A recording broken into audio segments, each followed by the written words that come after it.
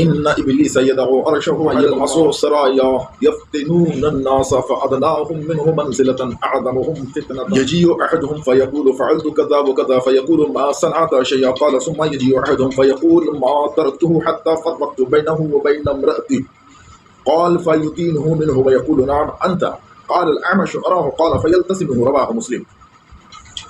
حضرت جابر رضی اللہ تعالی عنہ نے فرمایا کہ رسول کریم صلی اللہ علیہ وآلہ وسلم نے ارشاد فرمایا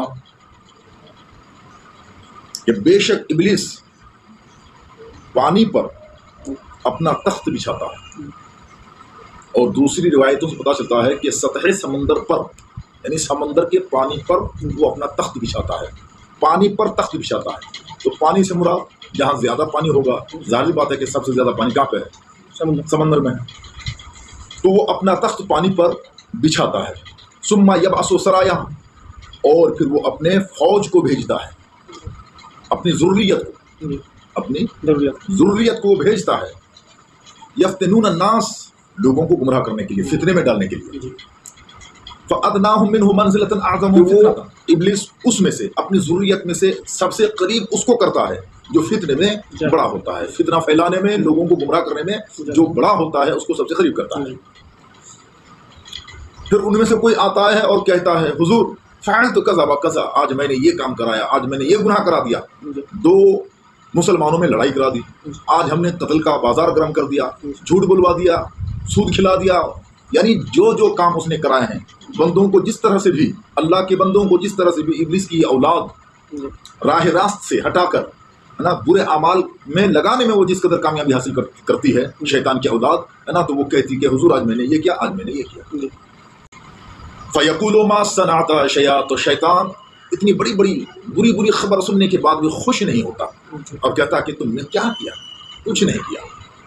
ثم یجیء احدہم، پھر اس میں سے کوئی آتا ہے اور کہتا ہے حضور ما ترکتہ حتی فرقت بینہ وبین امرأتہ، میں نے اس وقت تک میاں بیوی کو نہیں چھوڑا جب تک کہ ان دونوں کے درمیان ہم نے طلاق نہیں کرا دیا۔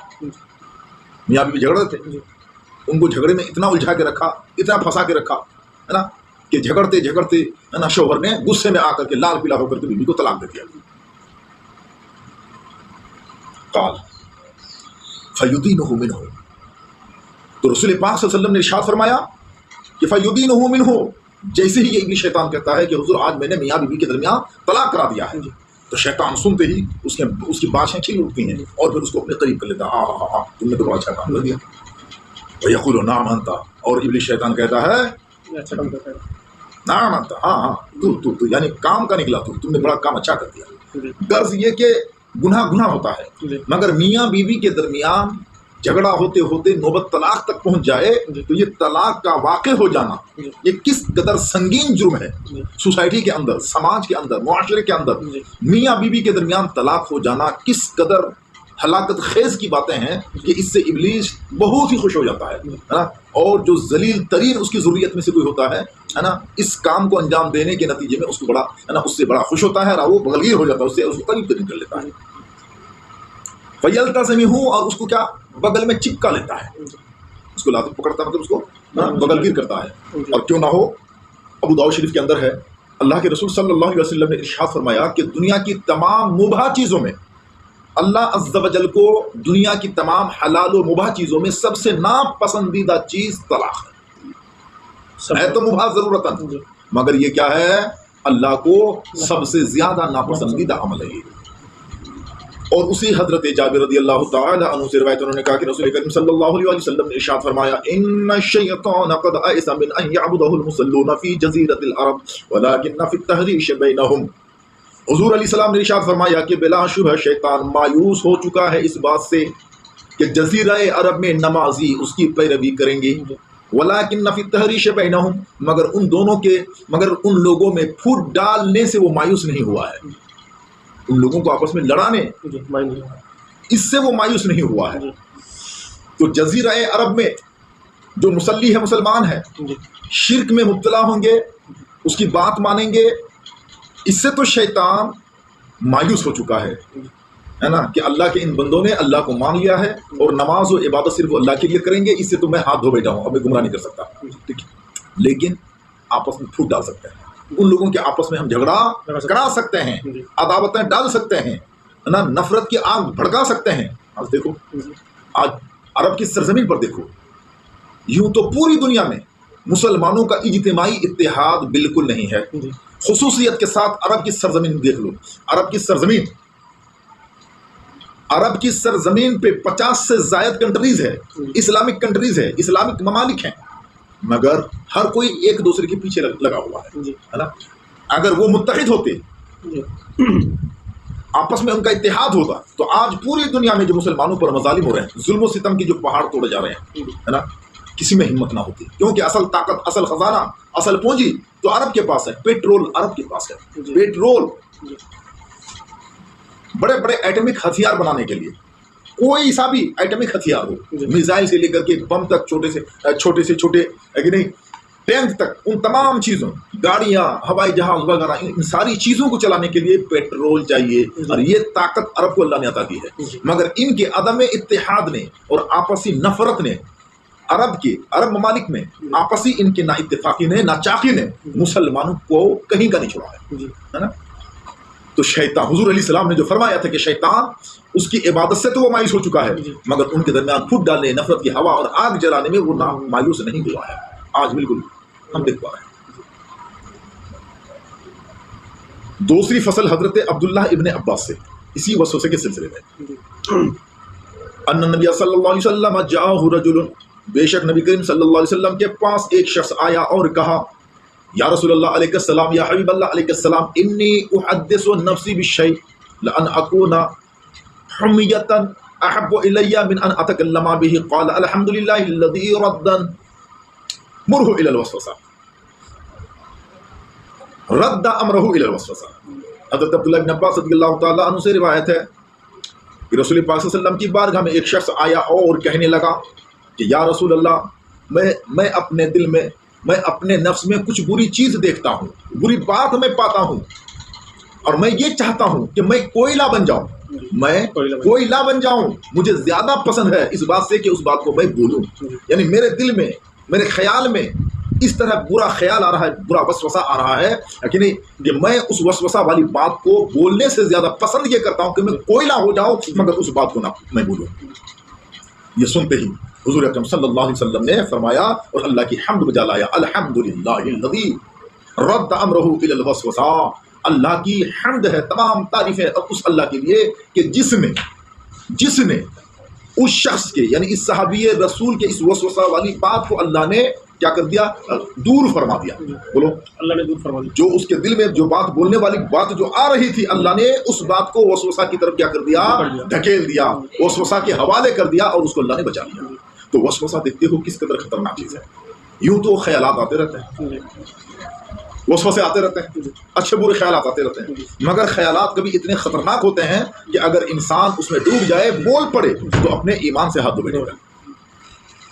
रवाहु अबू दाऊद, इस रिवायत को हज़रत इमाम अबू दाऊद ने भी रिवायत की। हज़रत अब्दुल्लाह इब्न मसूद रज़ियल्लाहु ताला अन्हु से रिवायत है, उन्होंने कहा कि रसूल करीम सल्लल्लाहु अलैहि वसल्लम ने इरशाद फरमाया, इन्ना लिश्शैतानि लम्मा बिइब्नि आदम वलिल मलक लम्मा फअम्मा लम्मतु शैतानि फइआदुम बिश्शिर्क व तकज़ीबुन बिल हक़ व इम्मा लम्मतल मलक फइआदुम बिल खैर व तस्दीकुम बिल हक़ फमन वजदा ज़ालिका फलियअलम अन्नहु मिनल्लाह फलियहमदिल्लाह वमन वजदल उखरा फलियतअव्वज़ बिल्लाहि मिनश्शैतानिर रजीम। हज़रत अब्दुल्लाह इब्न मसूद रज़ियल्लाहु ताला अन्हु से रिवायत है, हुज़ूर सल्लल्लाहु अलैहि व आलिहि वसल्लम ने इरशाद फरमाया कि बेशक इब्ने आदम के साथ शैतान का एक काम है ना, क्या बे इब्ने आदम वलिल मलक लम्मा, है ना, कि शैतान का एक काम है इब्ने आदम के साथ और फरिश्ते का भी एक काम है इब्ने आदम के साथ। यानी फरिश्ते भी ड्यूटी दे रहे हैं और शैतान भी अपना काम अंजाम दे रहा है ना। ये दोनों इब्ने आदम के साथ जुड़े हुए हैं। तो फिर शैतान क्या करता है और फरिश्ते क्या अंजाम देते हैं? तो कहते हैं फअम्मा लम्मतु शैतानी फी आदम बिश्शिर्क व तकज़ीब बिल हक़। शैतान का काम तो यह है इब्ने आदम के साथ कि शैतान सिर्फ बुरी बातों की वो दावत देता है और हक को क्या करता है, झुठलाता है। दिल में बस यही डालते रहता है, ख्यालात में यही डालते रहता है कौन, शैतान, कि तुम सिर्फ बुरी चीज़ों के बारे में सोचते रहो और बुरी चीज़ों की तरफ भागते रहो और हक को झुठलाते रहो। जो हक है, जो सच है, उसको इनकार करते रहो, कभी कौलन तो कभी अमलन। ये काम है किसका? इब्लिस, शैतान का। वो अम्मा लम्मतुल मलक, اب رہی فرشتے کی ڈیوٹی، فرشتے کا کام ابن آدم کے ساتھ فَإِعَادٌ بِالْخَيْرِ، تو اس کا کام ہے بھلائی کی دعوت دینا اور حق کی تصدیق کرانا، ہے نا. فَمَنْ وَجَدَ ذَلِكَ، تو جو ایسا پائے، یعنی جب آپ کے خیال میں ایسا آئے، جب آپ کی توجہ اس بات کی طرف مائل ہو کہ اچھی باتیں آپ کے دماغ میں آ رہی ہیں، اچھا کرنے کا خیال آ رہا ہے، گناہوں پہ پچھتاوا ہو رہا ہے، نیکی کر کے خوشی حاصل ہو رہی ہے، اگر اس طرح کی فیلنگ آپ کو ہوتی ہے، اس طرح کی اگر آپ کے اندر کیا ہو رہی ہے، خوشیاں حاصل ہو رہی ہیں، تو پھر یاد رکھنا فَلْيَعْلَمْ أَنَّهُ مِنَ اللَّهِ، کہ یہ اللہ کی طرف سے ایسا ہونا، یہ من جانب اللہ ہے، اللہ عز و جل کی طرف سے ایسا ہوتا ہے. بات سمجھ آئی کہ نہیں؟ تو خدا عز و جل کی طرف سے یہ ہے فَلْيَحْمَدِ اللَّهِ، تو چاہیے کہ خدا کی حمد بجا لائے، اللہ کی تعریف کریں، اللہ کا شکر ادا کریں کہ اللہ عز و جل کی طرف سے مجھے اس طرح اچھے اچھے خیالات آئے، نیکی کا جذبہ ہوا، نیکی کرنے پر مجھے خوشی حاصل ہوئی. وَمَنْ وَجَدَ الْأُخْرَى، اور جو دوسری چیز پائے، یعنی شیطان کی طرف سے برے خیالات آ رہے ہیں، برے وسوسے آ رہے ہیں، ہے کہ نہیں؟ غصے کی آگ بھڑک رہی ہے، بدلے کا انتقام کی آگ بھڑک رہی ہے نا، دشمنی اور عداوتیں اور حسد، بغض و عناد کی آگ آپ کے اندر جل رہی ہے نا، اس کے بعد برے کام کرنے کے بارے میں آپ وقت کا ارادہ بنا رہے ہیں، اگر اس طرح کے وسوسے اور خیالات آ رہے ہیں تو پھر یاد رکھنا فَلْيَتَعَفَّظْ بِاللَّهِ مِنَ الشَّيْطَانِ الرَّجِيمِ، تو پھر اللہ کی پناہ مانگو، چاہیے کہ وہ اللہ کی پناہ مانگے شیطان رجیم سے، بھٹکے ہوئے شیطان سے، راندہ بارگاہ شیطان مردود سے. ثم قرأ، پھر سرکار علیہ السلام نے اس آیت کی تلاوت فرمائی، الشیطان یعدکم الفقر ویأمرکم بالفحشاء، شیطان تمہیں محتاجی کا ڈر دکھاتا ہے اور بری باتوں کا حکم کرتا ہے. رواہ ترمذی، اس کو امام ترمذی نے بھی روایت کی اور کہا کہ یہ حدیث غریب ہے.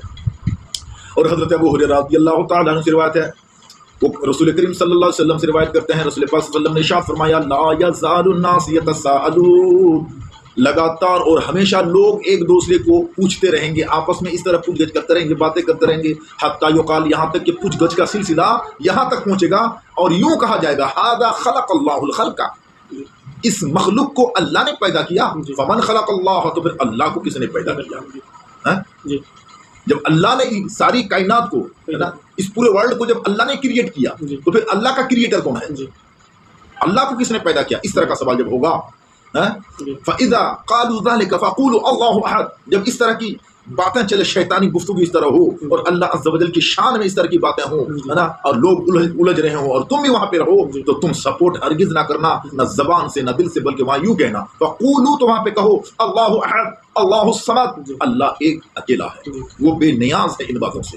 لم یلد، نہ اس نے کسی کو جنا، ولم یولد، نہ وہ جنا گیا، ولم یکن لہ کفوا احد، اور نہ ہی اس کا کوئی شریک و صحیح میں.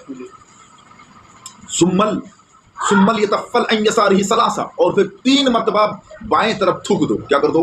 جب ایسی شیطانی مجلس قائم ہو اور اس طرح کی شیطانی باتیں چل رہی ہوں تو کیا کرو؟ اللہ کی پناہ لو اور پھر یوں کہو اللہ احد اللہ الصمد لم یلد ولم یولد ولم یکن لہ کفوا احد. ثم یتفل عن یسارہ، اور بائیں طرف 3 مرتبہ تھوک دو، تھوک کر دو. ولیستعیذ باللہ من الشیطان الرجیم، اور پھر راندہ بارگاہ شیطان سے اللہ کی پناہ مانگو. رواہ ابو داؤد، اس روایت کو امام ابو داؤد نے بھی بیان کیا ہے.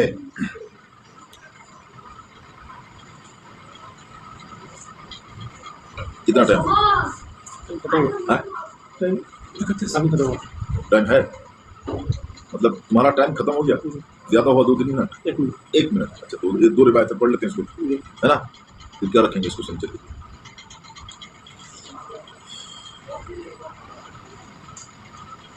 حضرت عثمان بن ابو العاص رضی اللہ تعالیٰ عنہ سے روایت ہے،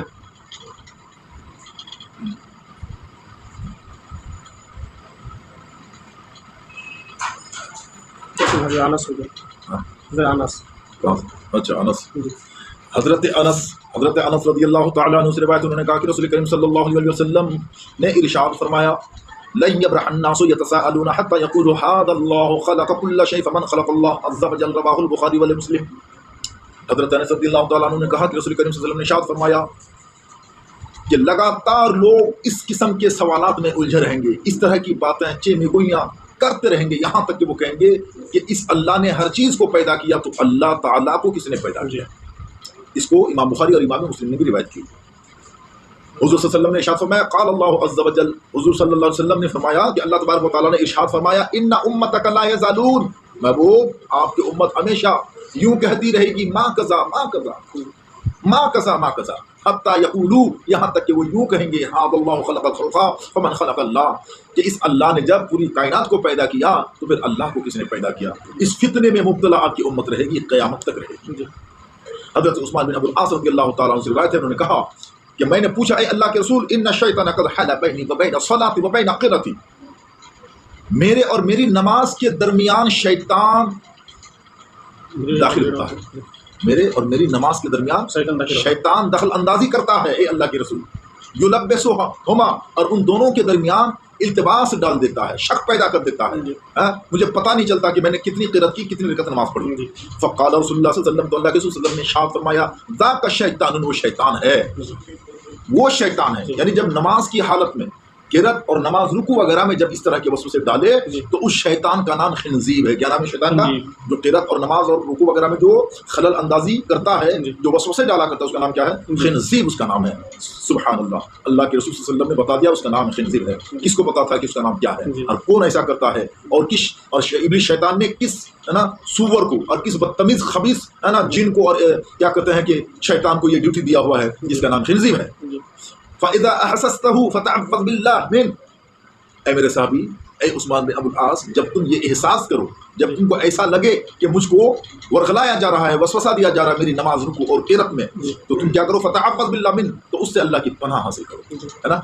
کیا کرو؟ وَاتَّكِلْ عَلَىٰ يَسَارِكِ ثَلَاثًا، اور تم بائیں طرف 3 مرتبہ تھونک دو. فَفَعَلْتُ ذَلِكَ فَأَذْهَبَهُ اللَّهُ عَنِّي، تو میں نے ایسا ہی کیا جیسا حضور نے بتایا، میں نے ویسا ہی کیا، اللہ کی پناہ لی. اور پھر میں نے کیا کیا ہے نا، نماز کے بعد 3 مرتبہ تھوک دیا، تو پھر یہ کیفیت میری جاتی رہی اور شیطان یہ وسوسہ مجھ سے